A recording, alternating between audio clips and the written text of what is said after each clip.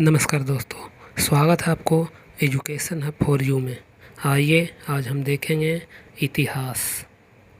आज हम लोग जानेंगे इतिहास क्लास 10th यानी 10वें के इतिहास के अध्याय 1 को देखेंगे, यूरोप में राष्ट्रवाद के प्रमुख ऑब्जेक्टिव प्रश्न को, जो कि परीक्षा की दृष्टि से इम्पोर्टेंट है, महत्वपूर्ण है। तो वीडियो में अंत तक बने रहें। चलिए स्टार्ट करते हैं। हमारा पहला प्रश्न है, गैरिबाल्डी पेशे से क्या था। जी हाँ दोस्तों, इसमें बताना है कि गैरिबाल्डी जो था पेशे से क्या था। इसका राइट आंसर होगा नाविक। गैरिबाल्डी जो पेशे से था वह नाविक था। दूसरा नंबर हमारा प्रश्न है, यंग यूरोप की स्थापना किसने की थी। जी हाँ दोस्तों, यंग यूरोप की स्थापना किसने की थी ये बताना। इसका राइट आंसर होगा मेजनी। मेजनी ने यंग यूरोप की स्थापना की थी। बढ़ते हैं आगे तीसरे नंबर प्रश्न पे। हमारा तीसरा नंबर प्रश्न है, यूरोप का मरीज किसे कहा जाता था। जी हाँ दोस्तों, बताना है किस देश को यूरोप का मरीज कहा जाता था। तो इसका राइट आंसर होगा तुर्की को।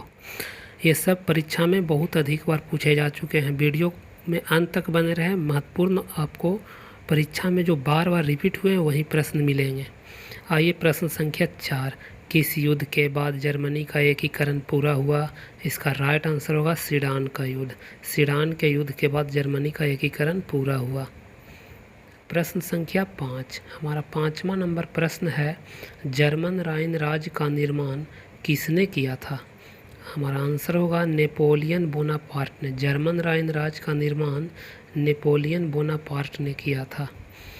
अगला प्रश्न नंबर 6 है, वियना कांग्रेस के द्वारा फ्रांस में किस शासक वंश की पुनर्स्थापना की गई थी। वियना कांग्रेस के द्वारा कौन से वंश की पुनर्स्थापना की गई थी। इसका राइट आंसर होगा बुर्बो वंश। आइए आगे बढ़ते हैं प्रश्न संख्या 7। जी हाँ दोस्तों, प्रश्न संख्या 7 देखेंगे। हमारा 7वां नंबर प्रश्न है, सन 1870 ईस्वी में फ्रांस और प्रसा के बीच युद्ध कहाँ हुआ था। सन 1870 में फ्रांस और प्रसा के बीच युद्ध कहाँ हुआ था ये बताना। इसका राइट आंसर होगा सेडान में। इसीलिए इस युद्ध का नाम सेडान का युद्ध कहा गया है। आइए अगला प्रश्न संख्या 8 को देखते हैं। प्रश्न संख्या 8 है, जालबेरिन एक संस्था थी। बताना है जालबेरिन एक संस्था थी तो किसकी थी। इसका राइट आंसर होगा व्यापारियों की। जालबेरिन एक संस्था थी जो व्यापारियों की थी। आइए प्रश्न संख्या 9 है। हमारा 9वां नंबर प्रश्न है, इटली एवं जर्मनी वर्तमान में किस महादेश के अंतर्गत आते हैं। तो ये बताना है कि कौन से महादेश के अंतर्गत इटली और जर्मनी जो है कौन से महादेश के अंतर्गत आते हैं। तो ये महादेश हैं यूरोप महादेश। आइए प्रश्न संख्या 10 को देखते हैं। हमारा 10वां नंबर प्रश्न है, यूरोप वासियों के लिए किस देश का साहित्य एवं ज्ञान विज्ञान प्रेरणा स्रोत रहा। जी हाँ दोस्तों, यूरोप वासियों के लिए कौन सा देश है जिसके लिए साहित्य एवं ज्ञान विज्ञान प्रेरणा स्रोत रहा। तो ये आंसर हो जाएगा यूनान।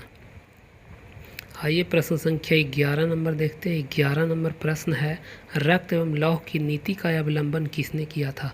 इसका राइट आंसर हो जाएगा बिस्मार्क ने किया था। आइए प्रश्न संख्या 12 नंबर देखते हैं। हमारा 12 नंबर प्रश्न है, बिस्मार्क निम्न में से क्या था ये बताना। बिस्मार्क जो था क्या था। तो इसका राइट आंसर होगा कूटनीतिज्ञ था। बिस्मार्क जो था वह कूटनीतिज्ञ था। हमारा 13 नंबर प्रश्न है, इटली एवं जर्मनी के एकीकरण के विरुद्ध निम्न में कौन था। इटली और जर्मनी के एकीकरण के विरुद्ध कौन था ये बताना है। तो ये ऑस्ट्रिया देश था। इटली और जर्मनी के ये विरुद्ध था एकीकरण के लिए। फ्रैंकफर्ट की संधि कब हुई थी ये बताना है। फ्रैंकफर्ट की संधि सन 1871 ईस्वी में की गई थी। हमारा 15 नंबर प्रश्न है, 1829 ईस्वी की एड्रियानोपुल की संधि किस देश के साथ हुई। तो इसका राइट आंसर हो जाएगा तुर्की। तुर्की के साथ हुई एड्रियानोपुल की संधि।